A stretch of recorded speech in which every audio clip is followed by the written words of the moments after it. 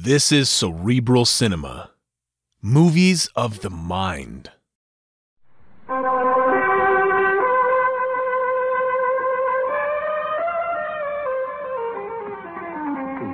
I get it. Now remember your instructions, Watson. Do nothing at all until your cue. All right, Holmes. Look. Those loungers going to open the carriage door for us. They're trying to push each other away. Holmes, this is going to be a fight. Oh, dear me. The poor lady will be jostled. I must protect her. Make way, you hear, my men. Keep back from this lady. Who are you, Nosey? Kindly show respect for my cloth. Never mind your cloth. You watch your nose.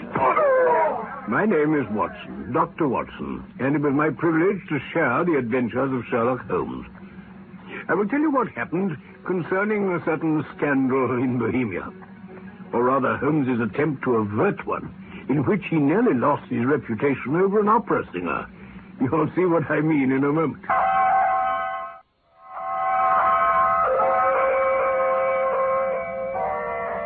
I've seen little of Holmes lately. My marriage had drifted us away from each other. I was seized with a keen desire to see Holmes again. I went without formality up to the chamber which had formerly been in part my own, and to my embarrassment found that he was engaged with a client, a man who could not have been less than 6 feet 6 inches in height, with the chest and limbs of a Hercules. I stammered my apologies and prepared to leave, but Holmes, with as little concern as if I'd been sharing his apartment still, waved me to close the door and characteristically set me to work. Adler. Watson, kindly look her up in my index. Yes, certainly, sir. Thank you. Pray continue, Your Majesty. Your Majesty? I am the Count von Kram. Your Majesty had not even spoken before I was aware that I was addressing Wilhelm Götzreich Sigismund von Ormstein, Grand Duke of Cassel-Palstein, and hereditary King of Bohemia. You are right, Herr Holmes. I am the king. Then, if Your Majesty would condescend to state your case... You understand, I am not accustomed to doing such business in my own person. So I have come incognito from Prague for the purpose of consulting you. Then pray consult. But first of all, let us elucidate one point. The friend who has become involved with this woman, Irene Adler... is, myself. Precisely. Herr Holmes, the circumstances are of great delicacy. It is necessary to take every precaution to avoid an immense scandal. Quite so. Watson? Yes, Holmes. Here we are. Adler, Irene, born New Jersey, 1858. The principal soprano, La Scala, Milan. Prima donna, Imperial Opera of Warsaw, retired from operatic stage, now living in London. Your Majesty, as I understand, became entangled with this young person, wrote her some compromising letters, and is now desirous of getting them back. Precisely. Was there a secret marriage? Any legal undertaking? Nothing of the sort. Then how can she prove the authenticity of the letters? My handwriting. Forgery. My private notepaper. Stolen. My seal. Imitated. My photograph. Bought. We were both in the photograph. Oh, dear. That is very bad. I was mad. Insane. It was 5 years ago when I was only crown prince. It must be recovered. It must. I fear Your Majesty must be prepared to pay whatever she is asking. She will not sell. Your Majesty, what does she propose to do with the photograph? Ruin me, of course. Oh, surely you know I am about to be married. To Clotilde Lotman von Saxe-Meiningen, second daughter of the King of Scandinavia. You may know the strict principles of her family. A shadow of doubt over my conduct would bring the matter to an end. And Irene Adler? Rather than I should marry another woman, there are no lengths to which she will not go. On Monday, my betrothal is to be proclaimed. On that day also, the photograph will reach my fiancé's hand. Monday? Your Majesty will, of course, remain in London. I should be all anxiety. Then, as to money... there are 300 pounds in gold and £700 in notes. Ah, thank you, Your Majesty. Here is your receipt. Thank you. By the way, what is the size of this photograph? Size? Well, it is large. I think you say a cabinet? Just so. And Mademoiselle's address? Briony Lodge. Briony Lodge? Serpentine Avenue. Serpentine Avenue. St. John's Wood. St. John's Wood. Thank you. Then good night, Your Majesty. Good night, Sir Holmes. I trust that we shall soon have good news for you. Holmes had no difficulty in persuading me to throw in my lot with him, as a result of which I was seated in his parlour all the following afternoon, waiting vainly for him to meet me there as arranged. It wasn't until 4 o'clock that the parlour door opened and admitted a drunken-looking groom with an inflamed side-whiskered face and disreputable stable clothes. I was about to expostulate when the groom suddenly burst out laughing. Oh, dear me, Watson, what an angry face. Oh, Holmes, You'll never guess what I've been doing. I can't imagine. There's a wonderful sympathy and Freemasonry among horsey men. Make them think you're one of them, and you will soon find out all there is to know. Well? I've been lending a helping hand to some of the ostlers of Serpentine Mews, St. John's Wood. Yes. In exchange for rubbing down a few horses, I received the sum of twopence, a glass of half and half, 2 fills of shag tobacco, and as much information as I could desire about Miss Irene Adler. Bravo, Holmes. What about her, then? Oh, she's turned all the men's heads down in that part. Daintiest thing under a bonnet on this planet, they say. She lives quietly, sings at concerts, drives out at 5 every day, and returns at 7 sharp for dinner. She has only one male visitor, but he calls every day. He's dark, dashing, and handsome, and he's a lawyer of the Inner Temple named Godfrey Norton. What's Norton got to do with the case? That's what I was asking myself when the gentleman himself drove up in a hansom and got down at Briony Lodge. He appeared to be in a great hurry, shouted to the cab to wait, ran to the door, and brushed past the maid with the air of a man who was thoroughly at home there. Perhaps she's his... After half an hour, out he dashed again. I quickly got near enough to hear him tell his cabby to drive like the devil to St. Monica's Church in the Edgware Road. Well, off they raced. And almost immediately, a neat little landau came up to the front door with the coachman with his coat only half buttoned and his tie under his ear, as though he'd had only about 30 seconds in which to get ready. And then, Watson, the front door opened again, and out she came. Holmes, I only caught a moment's glimpse, but she was a lovely woman, Watson, with a face that a man might die for. Yes. Well, she ran out in as great haste as her visitor before her. You don't mean to say... Yes, off they tore for the church of St. Monica's. Yes. But this was too good to miss. Luckily for me, just then another cab came into the street. The driver looked twice at such a shabby fare as myself. Well, but I offered him double the fare if he could get me to St. Monica's in time. That made up his mind for him, and I don't think I've ever had a faster drive. Great heavens, Holmes. This beats the best. At any rate, they beat me. The cab and the landau were outside the church door when I arrived. I paid my man and hurried into the church. There, in front of the altar, stood 3 people. The 2 I'd followed, and a surpliced clergyman who seemed to be arguing with them. Suddenly, one of them spotted me, and all 3 turned round. To my surprise, Mr. Godfrey Norton came hurrying towards me. Oh, thank heavens. You two, come. What? Come along. Why? What's up? Oh, come on, man. Don't stand there gaping. There's only 3 minutes or he won't be legal. Come again? Well, the vicar wouldn't marry us without a witness. Well, now you're here. We've got one. Come along. Oh, all right, Gov, if you say so. So, imagine me, Watson, having to stand there in this get-up and mumble responses. Yes, and vouch for all sorts of things I knew nothing about, and generally assist in the secure tying up of Irene Adler, spinster, to Godfrey Norton, bachelor. Oh, Holmes, I'd have given anything to be there. You see that? What? Yes. It's the sovereign the bride gave me for my pains. Yeah. I mean to wear it on my watch chain in memory of the occasion. All the same, Watson, this seemed to menace my plans seriously. Quite. It looks as though the couple might make an immediate departure, which would take them out of my reach. However, they separated at the church door. Separated? Yes.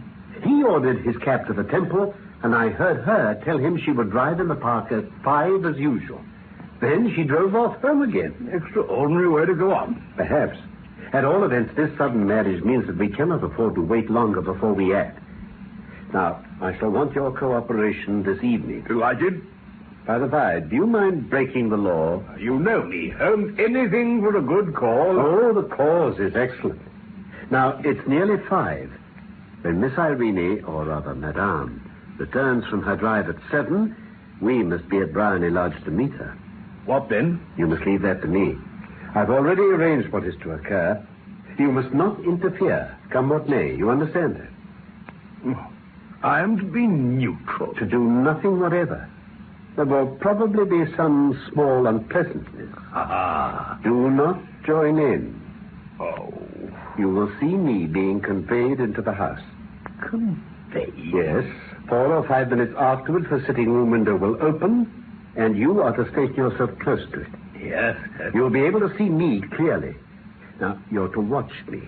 Yes, Holmes, yes. When I raise my hand, so, Yes. you will throw this object into the room and shout, "Fire!" for all you're worth. Ah.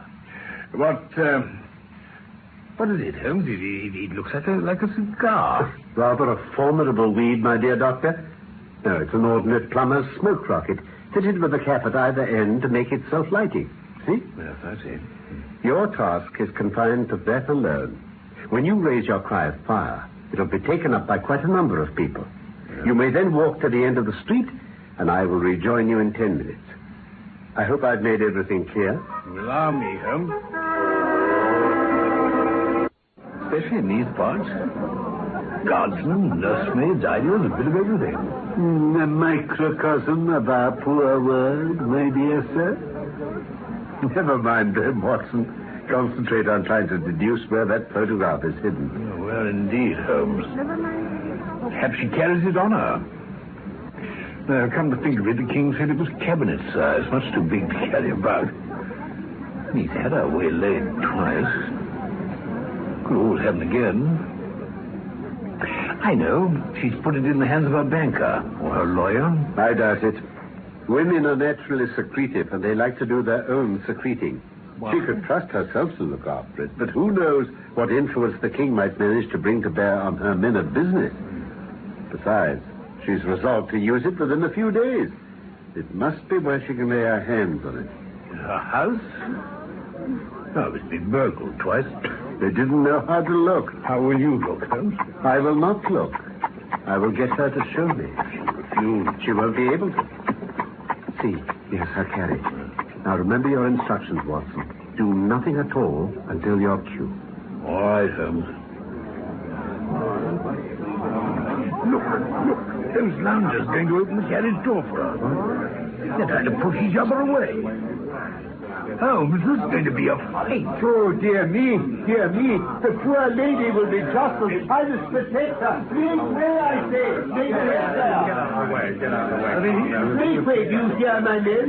Keep back from this lady. Who are you now, please? Kindly show respect for my cloth. Never mind your cloth. You watch your nose. Hey, you shouldn't have done that. Out, come on, Come on. The poor old gentleman not hurt. He's dead. No, there's life in him. Oh, he's a brave fellow. They'd have had that lady's purse and watch if it hadn't been for him. They were a gang and a rough one, too. Well, he can't lie in the street. May we bring him in, ma'am? Surely, bring him into the sitting room. There is a comfortable sofa. This way, please. Come on, mate. Oh, dear me. Are you feeling any better now? My nose. If only I could breathe. Perhaps the window open. Oh, yes, of course. I hope that will make it easier for you. Just let me look now. Oh! What? Merciful heaven, behind you! Smoke! Smoke! Oh! Fire! House on fire! Quickly, madam, save yourself! Oh, in a moment. Oh, never mind your valuables. It is of the utmost importance that you... Oh! I believe there's no danger after all. None. Then what? Some child came misfired, I think. There's some sort of firework rocket that has chanced to come through your window.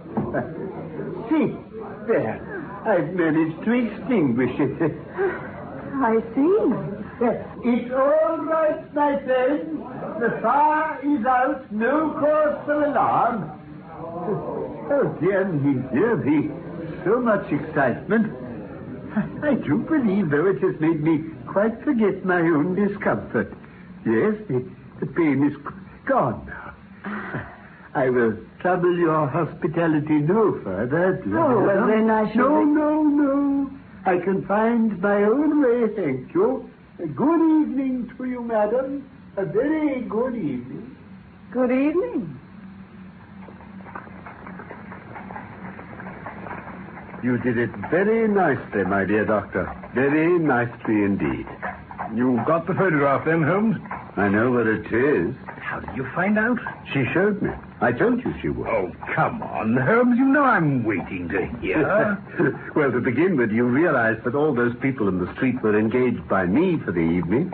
Yes, I had guessed as much. When they started their quarrel, I rushed forward, fell down, and became a piteous spectacle. I should think so. You were bleeding. Oh, I had a little moist red paint in my hand to clap onto my face. It's an old trick.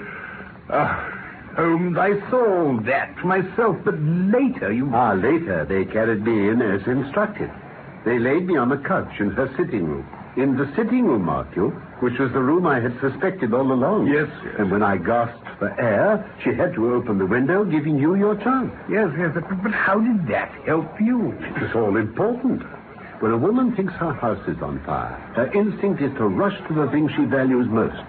Our heroine today responded beautifully. She rushed for her most precious possession at this time, that photograph. Where was it? In a recess behind a sliding panel, just above the right-hand bell pull.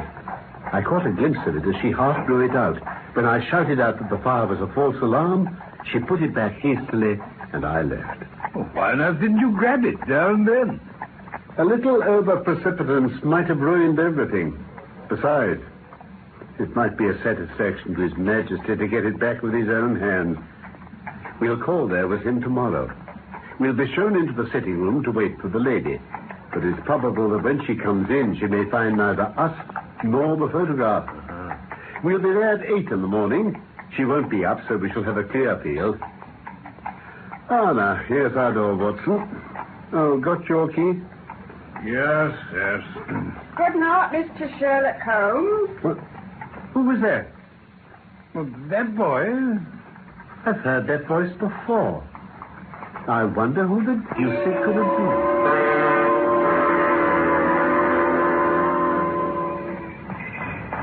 You've really got hopes, Herr Holmes. I have hopes. Then come, I am all impatience to hear. Your Majesty, Irene Adler is married. Married? When? Yes. Holmes? She married an English lawyer named Norton. But she could not love him. I'm in hopes that she does. In hopes that she... Why? Because it would spare your Majesty all fear of future annoyance. If the lady loves her husband, she does not love your Majesty. If she doesn't love your Majesty, there is no reason why she should interfere in your Majesty's plans. Yes, it is true. And yet not to love me. Oh, well, she was not in my own station. But had she been so, what a queen she would have made. Is this the place? Yes, indeed, Your Majesty. This is Brownie Lodge.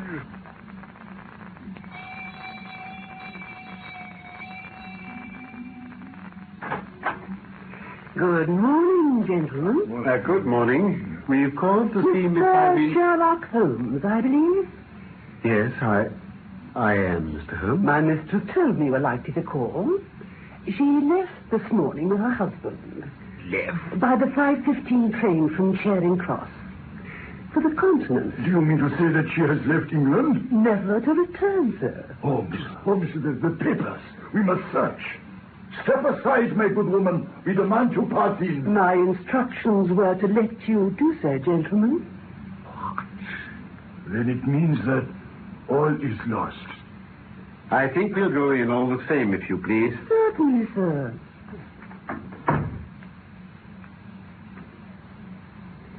You are free to examine anything you wish, gentlemen. Thank you. If you will just ring when you are ready to leave. Very well. What's the use, Holmes? She'll have taken the picture with her. I fear so. But we'd better see for ourselves. Now, this is the sitting room. I'm ruined. Here is the panel. I think she operated it so. Empty? No. No. There are... there's a letter addressed to me. And a photograph. Photograph, let me see. Is it the one? I'm afraid not. Show me. It is herself, alone. I do not understand. Herr Holmes, I wish to know the meaning of this. Your Majesty is no more in the dark than I. Perhaps the contents of this letter may afford some illumination. What's it say, Herr Holmes? I think I'd better let it tell you in its own words. Listen. My dear Mr. Sherlock Holmes, you really did it very well. You took me in completely. Until after the alarm of fire, I had not a suspicion. But then, when I found how I'd given myself away, I began to think. You see, I'd been warned against you months ago. I'd been told that if the king employed an agent, it would most certainly be you. And yet, you made me reveal what you wanted to know. How could I be suspicious of such a dear, kind old clergyman? But you know, I've been trained as an actor myself. Male costume is nothing new to me. I often take advantage of the freedom it gives, so I keep a suit of boy's clothing handy. The moment you had left, I put it on and hurried after you. And so I was able to follow you to your door and discover that I rarely was an object of interest to the celebrated Mr. Sherlock Holmes. It was rather imprudent of me, I suppose, but I just could not resist passing and wishing you good night. When he heard my news, my husband agreed that the best plan would be to fly from so formidable an antagonist. So, you will find the nest empty when you call. As to the photograph, your client may rest in peace. I've even set another photograph which you might care to possess. I love and am loved by a better man than he, and I remain, dear Mr. Sherlock Holmes. Very truly yours, Irene Norton, née Adler. Oh, what a woman! What a woman! Did I not tell you how quick and resolute she was? Would she not have been an admirable queen? Is it not a pity she was not on my level? From what I have seen of the lady, she seems indeed to be on a very different level from your Majesty. What is it? I am sorry I have not been able to bring your Majesty's business to a more successful conclusion. Oh, on the contrary, my dear sir, nothing could be more successful. I know she will keep her word. The photograph is as safe now as if it were in the fire. I am glad to hear your Majesty say so. I am immensely indebted to you, Herr Holmes. Then there is no more to be done in the matter. I have the honor to wish you a very good morning. Come, Watson.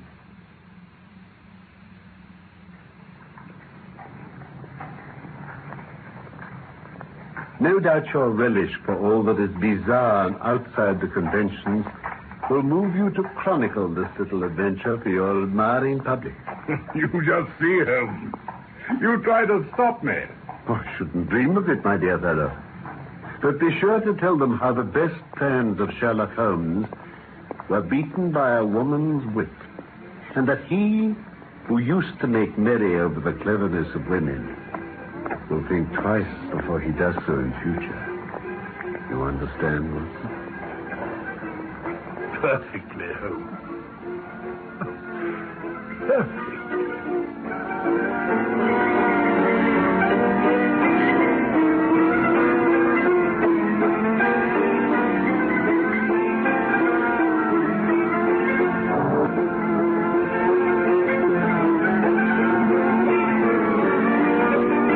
Scandal in Bohemia was one of the many stories of Sherlock Holmes written by Sir Arthur Conan Doyle. My name, my real name, is Norman Shelley. My old friend Carlton Hobbs played Sherlock Holmes, and I was Dr. Watson. The script for this BBC production from London was by Michael Hardwick. And of course, I look forward to the pleasure of your company again soon, for more of the adventures of Sherlock Holmes. Cerebral Cinema hopes you have enjoyed this movie of the mind.